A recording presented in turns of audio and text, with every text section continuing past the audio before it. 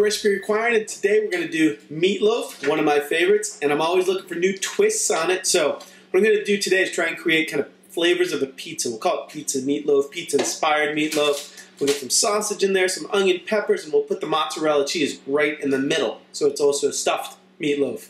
Really easy to do. I think you're going to love it. Let's go ahead and get to it. Alright, so we're going to get started with our pizza meatloaf with our veggies. Now, I've got a little bit of green pepper, a little bit of onion, and a little bit of mushroom in there. A little bit of olive oil already in the pan. I think my pan's a little dry, so I'll add a touch more. Salt and pepper.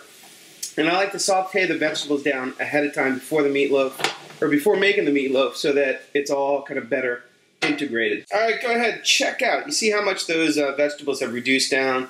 My onions are translucent, they're a little bit soft. The mushrooms have given up a bunch of the liquid as well. All that's kind of concentrated flavor as the moisture evaporates. So I'm just going to kill the heat. I'm going to let these cool for 5 minutes. You can even take them out of the pan. That'll help cool them down faster. And then we're going to add this to our ground beef and pork for our meatloaf. Alright, so for our pizza meatloaf, I've got a mixing bowl here. This is now my KitchenAid mixing bowl. I've got equal parts pork and ground beef in there. Well, I guess maybe not quite. Well, yeah, equal. And then I've got like 1 or 2, 1.5 Italian sausages that I bought at a local market and then just pulled out of the case. Because again, sausage pizza makes sense. I've got our mushrooms, our onions, our peppers in there. Gonna hit it with some fresh ground black pepper, a good couple pinches of salt. I got 3 eggs. I've got about a cup of breadcrumbs. Call that maybe a cup and a half. The the measurements don't matter a whole heck of a lot here. And then we got kind of a tablespoon, call it, of good mustard. Now, if you want to get in there with your hands, that's what I frequently do. I'm going to go throw this in the mixer and just mix it all up until it is nice and smooth. Alright, so after just a minute or so, our meatloaf is nicely mixed together. Now, the one thing I highly recommend, go ahead and take just a little bit out like that. Cook it off in a pan and eat it. See how it's seasoned. If it needs more salt or more pepper, better to do it here and now than cook the entire thing off. Alright, so I've cooked off our little tester meatloaf, or bit of meatloaf, and got the seasoning to where I want it. So now we're going to keep going, and we're going to do the core, literally the core, of our pizza meatloaf. I've got some foil here.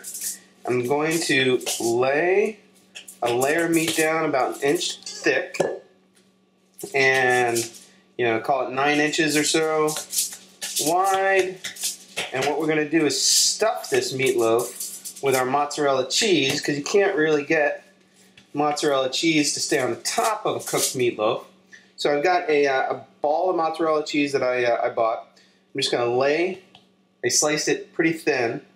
I'm going to lay that mozzarella right down in the middle of our meatloaf. I think maybe we could use a little bit more over here. I'll probably make 2 because I got enough. And now I'm just going to grab our foil, bring it up this way, give it a little press, bring it up this way, give it a little press, and roll it. I'm going to open it back up. And now we're just going to roll it a little bit until we get kind of a nice seal on the ends. And our seam is all nicely melded together. And now we've got that cheese stuffed into our pizza meatloaf. You can wrap this again in foil. You can keep it in the fridge for a little while, but you want to make sure it's room temperature before we cook it off in a 400-degree oven. Probably going to take about half an hour. Alright, so I just lifted that whole piece of foil, which is why I use foil as opposed to plastic wrap or anything like that, onto a baking tray. A little bit of olive oil over the top, which is just going to help it brown a little bit. I don't cook mine in a pan because I like getting the sides all nice and brown. 400 degrees for about 30 minutes. If you got a meat thermometer, that's best. You got to cook this all the way through to like 155 or so in the center. All right, so I just pulled our meatloaf out of the oven. I had actually a little explosion on that end, but it's fine. Don't worry about it. You got to let this rest before you cut into it, or the cheese is just going to kind of run everywhere. All right, so it's time to plate up our pizza, meatloaf pizza, whatever we want to call it. We've got tomato sauce. Now, this is my standard pizza sauce that I'm going to lay kind of on the bottom because I want to keep the spiral design of that mozzarella nice and apparent. And we'll throw 2 pieces on there. You can see that cheese running right through there. The pepper, the onion, the mushrooms, it's all in there. A little bit of green beans, some fries. We are in awesome shape. And I will see you next time on No Recipe Required. Alright, I hope you loved this pizza-inspired meatloaf. It was really easy to make. It was even more fun. It was definitely more fun to eat. Go ahead, give it a try, and if pizza isn't your thing, I've got other stuffed meatloaf recipes on the site.